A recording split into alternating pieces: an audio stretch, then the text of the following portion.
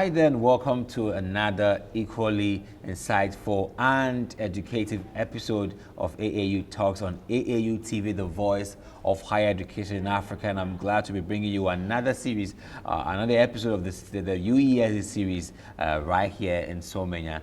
And you know, it's been fun because all that we're bringing to you right from the chest of UESD is just bringing you transformational and topical matters in higher education that we believe can transform the continent and even you as well. And this episode is about converting waste into wealth, prospects, and challenges. So, well, we're looking at how we can convert waste into wealth, the prospects thus far, and then the inevitable challenges that come with it. And to discuss this with me is a very special figure here at the University of Environment and Sustainable Development. I'll let you know who he is, and then as usual, get into discussion. Stay with me, right back.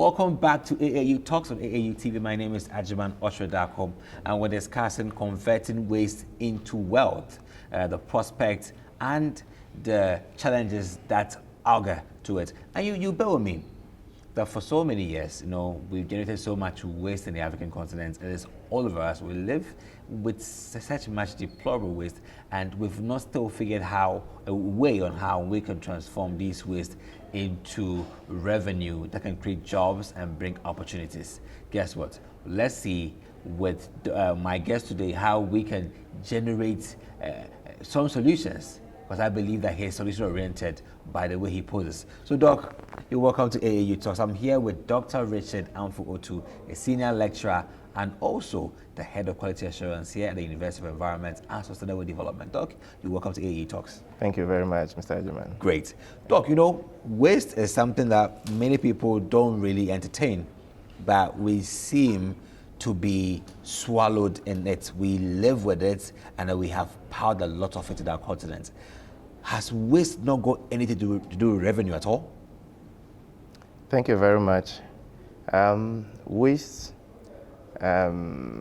is very important in human society because all our economic activities that we engage in at the end of the day generate some amount of waste that require proper management. Yeah. If you want to manage waste, it calls for huge resources, financial or economic resources. Okay. Because if you're going to deploy technology to manage the waste, it calls for money.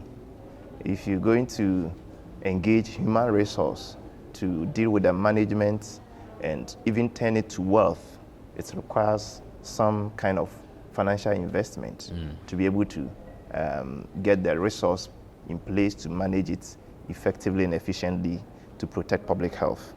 And therefore, revenue comes to play when we mention the issue of waste. Okay. Yeah. It depends on what you view as waste, but some researchers will tell you, or some of us will tell you, that there's nothing called waste. It is your mind that creates the waste. I see. Great. I see. Yes, because what is waste to you is not a waste to me. And so mostly waste is relative term in terms of debate. But in practice also, you see that what is waste to you is really a resource to somebody else. And so when you mention waste, you are talking about revenue, you are talking about wealth, you are talking about money or economics. Yeah. So Richard has really set a tone on a very arguable stance that, you know, what's waste to you may be prime resource to somebody else. Well, Doc, I think we will dig into that and then find out how well do you classify these resources? If waste then isn't waste as we see it to be, how do we classify them and then see which matters more than the other? Okay, so for us, we see waste as a secondary raw material because every waste product that you will see on the market that people will say this is waste has been produced from some raw material, which we may refer to as the primary raw material. Yeah. And once new product has been produced from a combination of a number of substances, at the end of the day, that new product maintain certain characteristics that we can actually turn around and make use of it in another way. So it becomes a secondary resource that can be used for production. So it can start another business on its own from that perspective. So, but in terms of category, yes, we have different forms of waste that we generate in every society. Yeah. We have the domestic waste, which we produce from our homes. Yeah. And that waste has its own components or materials that constitute that waste. If you come into the cities, we have health facilities. These health facilities also generate their own waste, and they have unique characteristics that will require different attention compared to the one from the domestic source. When you go to the commercial areas, our market centers, we will generate some waste which may be similar to that of the household level waste we generate or the domestic waste we generate.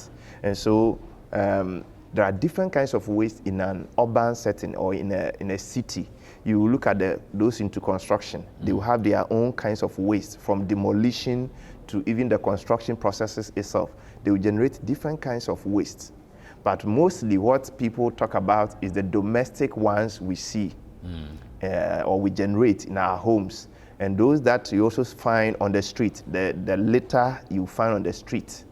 And these are the things we basically concern ourselves with. But there are a lot of ways. For instance, if you come into an urban area where you have agricultural practices like rearing of animals, you are going to have some other agricultural waste coming from that sector. So each of these sources of waste demands different approach to manage them. Some are similar, and therefore we could adopt the same approach to manage them, but some are so unique that we need to also deploy different techniques to be able to safely manage them.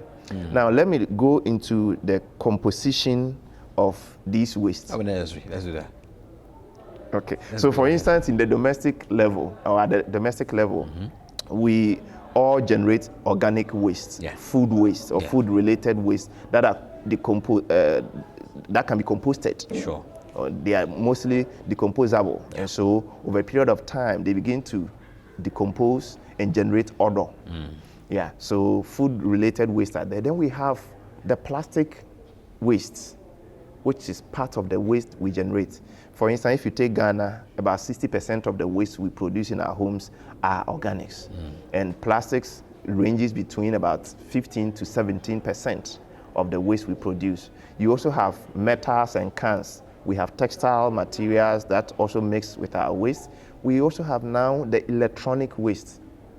If you get into houses, people are using 2-3 mobile phones. Tomorrow they will have to buy a new one and change. We have a lot of electronic and electrical gadgets we are using. So those categories of waste also, we generate them, and they have different characteristics that we need to pay attention to, because some of them, by their nature, we classify them as hazardous waste, and others are non-hazardous.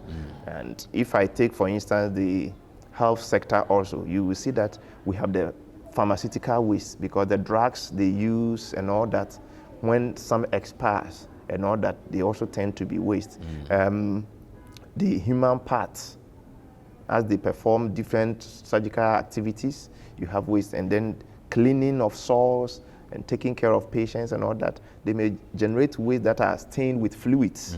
They also have different ways we have to handle them. And then the normal office operations at the hospitals also generate waste, which is almost similar to what we produce in our homes or generate in our homes.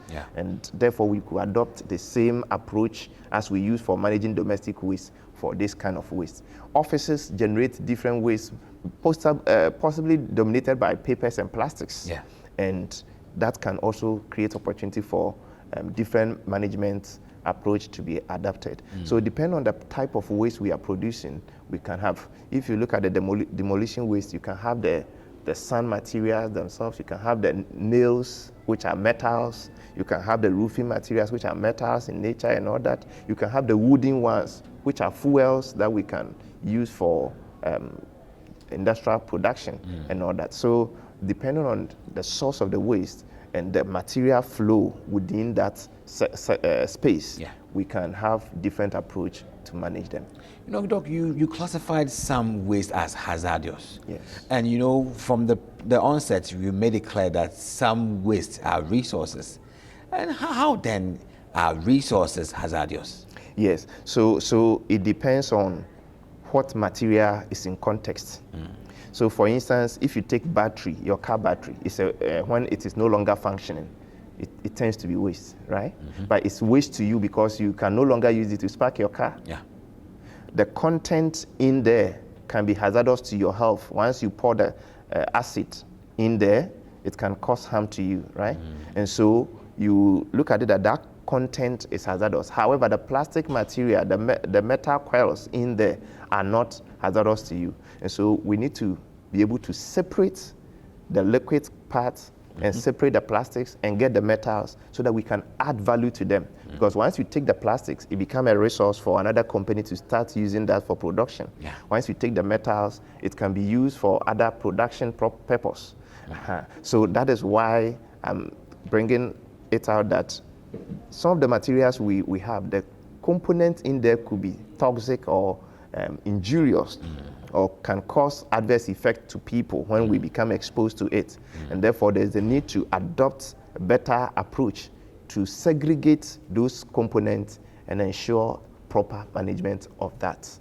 If you take the electronic waste, we all know of Agubloshi, a popular place in Ghana, where people burn electronic gadgets and take the metals for sale.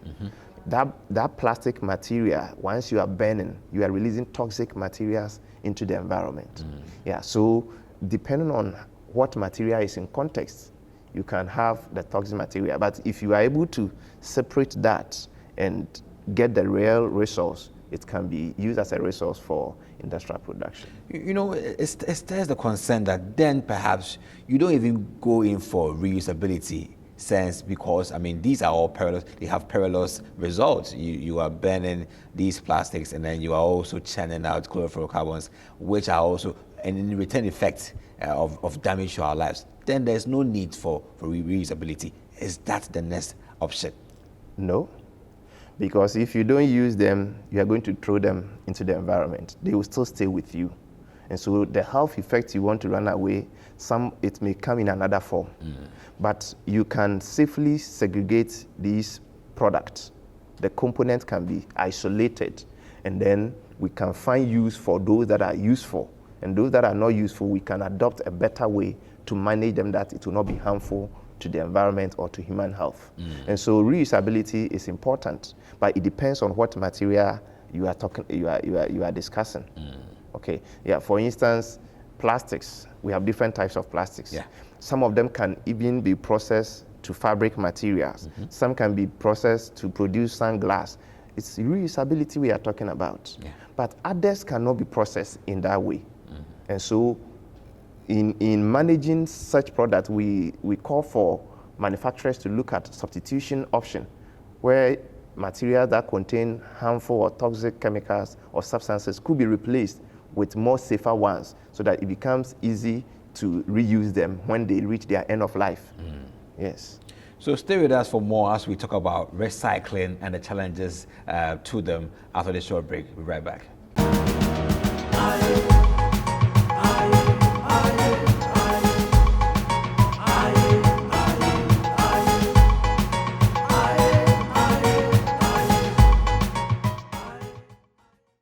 You're welcome back to AAU Talks on AAU TV, the voice of higher education in Africa, where we are always paused to bring you content that inform you to transform. And I'm here with Dr. Richard Amfo-Otu, a senior lecturer and also the head of quality assurance at the University of Environment and Sustainable Development, as we're discussing converting waste into wealth, the prospects and challenges.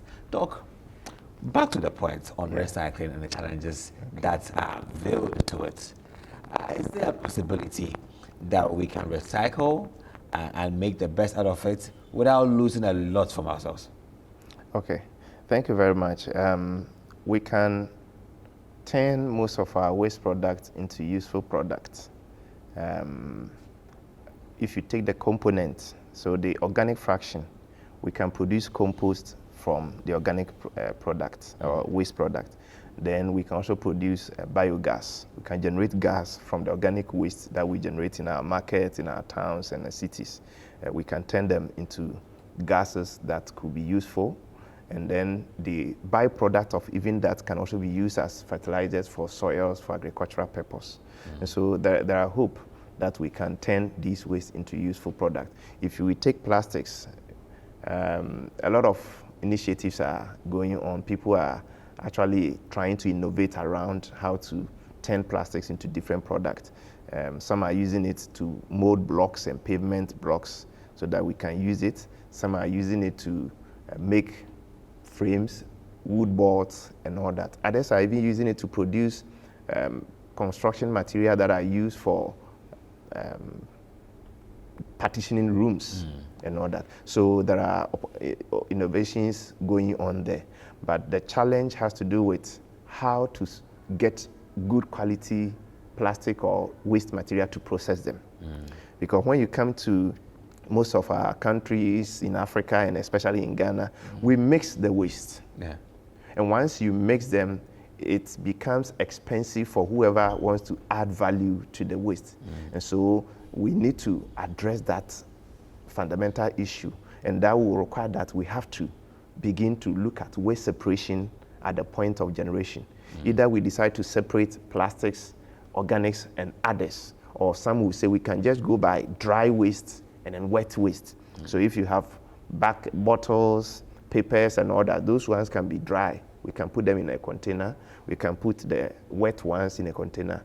Then now that we have a lot of material recovery facilities springing up, we can utilize them to get the various fractions appropriately sorted so that we can channel them to the various industries that are requiring them for production to feed those industries. And so we need to tackle that fundamental issue of separation. If we don't do that, then we contaminate the quality of the raw materials that the industry will have to use, and therefore they will have to spend more resources to get it into a good condition before they can produce new products for us, which will raise the costs and raise issue about affordability and all that. So we need to tackle that issue. The other issue has to do with the technology to deploy. Yeah. There are various technologies. Some are environmentally friendly, others may not. And so we need to look at environmentally friendly technologies that can be deployed for different types of waste we want to process. Nowadays, I know that in your area, people don't keep their metal waste around because there are scrap dealers all over who are taking over and processing them to new products. We are using them for building our houses and other things. So for that component of waste, like the metals and the cans, we have market for it. But we need to develop the market for the other components, like the compost, the organic fractions. When private sector goes into such production and they don't have market to demand for that product, or they are not able to create market for it, it becomes disincentive for them to expand and even to sustain what they have established.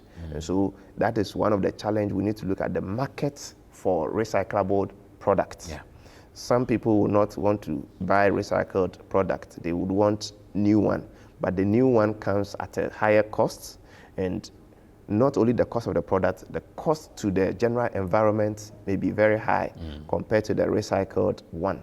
And so we will have to also advocate for people to think about the use of recyclable materials, because if you don't do, then we will have to dump all these materials on our lands, create dump sites in our cities, in our towns. Now lands are a scarce commodity to be able to have landfill sites or disposal facilities in cities and towns. And so we need to look at that and then also encourage people to use recyclable products. We have to create awareness about that. In terms of some of the challenges, financing is an issue. To raise capital, to be able to start a new business, it's not easy. Startups have been suffering, and they need to be supported in terms of access to capital, in terms of some tax rebates or holidays will be helpful for such startup in recycling sector to thrive. And then also partnership Because in our part of the world, partnership is sometimes a challenge. Yeah. So if we could also create partnership with other countries that have some good technology and they are advancing in the recycling sector, that could also help startups in Ghana and then Africa in general. So that can be, I think, the approach that we have to look at, because we can create a lot of jobs through the recycling business, right from the segregation through to the material recovery facility to the production and the marketing, distribution of all those products. Jobs can be created along the value chain as we progress. Doc, there are some contra views that go to say that recycled goods eventually don't match the quality of freshly produced products from from let's say the primary source which has not been recycled. What is your view towards this session?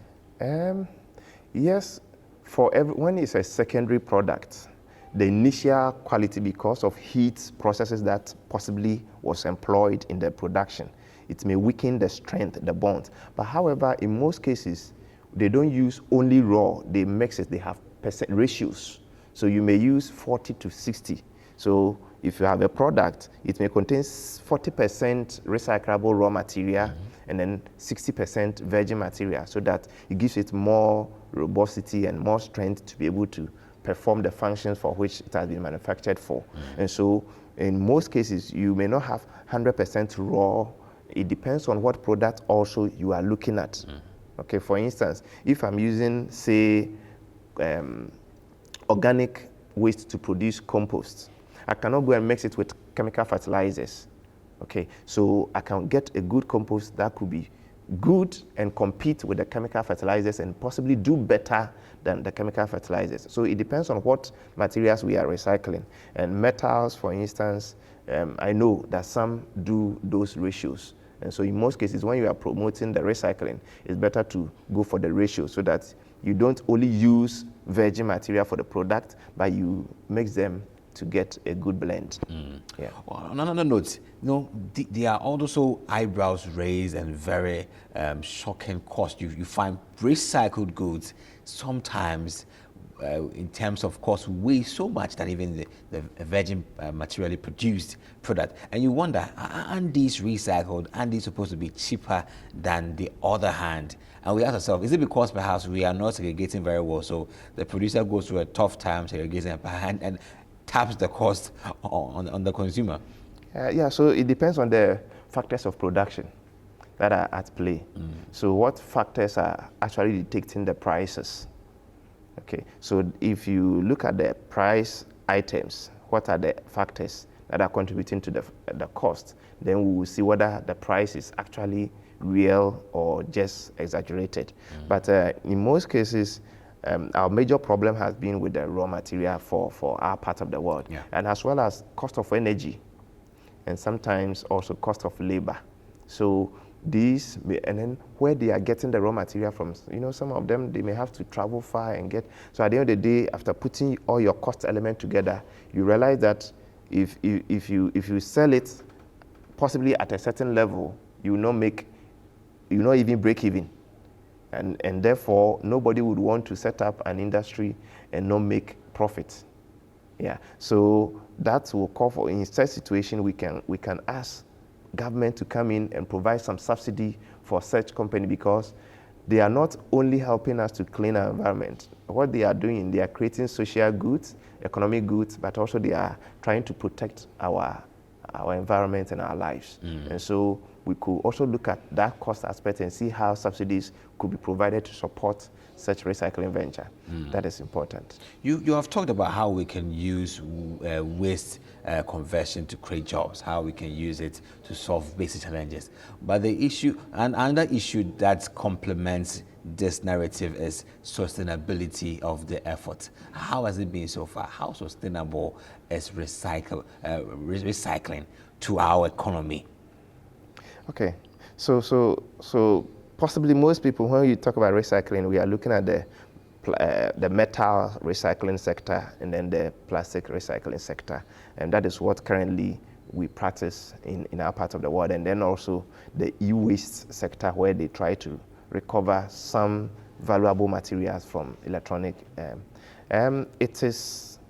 It creates employment. I remember I had opportunity to go around some of the regions to assess those, you call them scrap dealers. They are making a lot of money from what they do. And so from that level to the production level, they make a lot of money. At the company level, some of them are making a lot of profits, but their cost of production goes up when we have electricity challenges because they demand high energy to do their production activities. And so if the cost of energy, the cost of water, and those ones goes up, it affects these recycling. But at the end of the day, as you said, they may put it on for the consumer and then it becomes expensive. So when it is no longer economically viable for them to continue, then you see that those companies are folding up.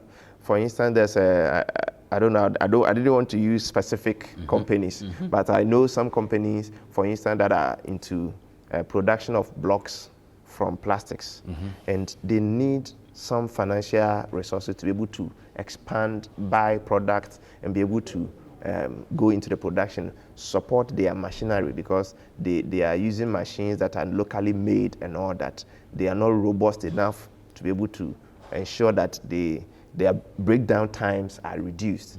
And so in such cases, you may see that it affects their sustainability in future if they don't have enough funds to ensure that they have reached, at least they have break even from their operations, then it will not be sustainable. And so we will have to look at how we supply energy to some of these startups in the recycling industry.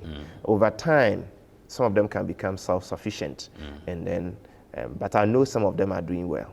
Yes, others are struggling. Yeah. Let me put this question out there in a very unique narrative. I remember from a lecturer that shared with me that he went to buy dustbins for his neighborhood. That this for plastics, this for paper, and when he came, he found fufu on the dustbin itself. But people didn't really understand what it was meant for. Waste segregation is a good approach to making, sustaining recycling businesses. How has higher education contributed to ensuring that it has contributed to helping people understand that waste recycling is also an economic frontier to ensuring that we gain liberty in our living? Okay, thank you very much. You can start from the basic level to the higher level. I was telling my colleague that I remember when in your school, I don't know how you were managing your waste, but in most of the secondary schools you visit, you see that they may have a dump site somewhere where they dump the waste. During the weekend, when they are having the cleanups and the inspections, they clean and sweep and burn. Yes. So that is how we have trained people that you can burn waste through our educational system. Though we are teaching in the books this way, but in practice, we are teaching how to burn waste at the secondary schools and the basic school level. But when you get to tertiary level, we want to see something different. And so if you visit most of the tertiary institutions, they have bins for waste to be dumped in, and then they are collected by assigned private companies or some of the institutions that are matured, like the big universities. Some of them may have their own waste management sector or section that they can pick the waste and then send them to a disposal site. But separation has been a major issue, which calls for more education and strategies to be implemented at the tertiary level. For instance, our place, USD, we have started, so you can see that we have bins with labels, but we are planning to have the educational program that will sensitize all kinds of staff that we have, the different levels of staff we have, to be able to improve on what we do. And then also, when you provide the bins at one stage, that doesn't ensure that you have achieved that. because some people complain that in their houses they are able to do the separation, but the company that is coming for the waste, when they come, they put all the two together, and so their effort is zero. It's a continuum, and so if you provide different bins for the storage, you should also ensure different collection schedule for the different categories of waste you are segregating.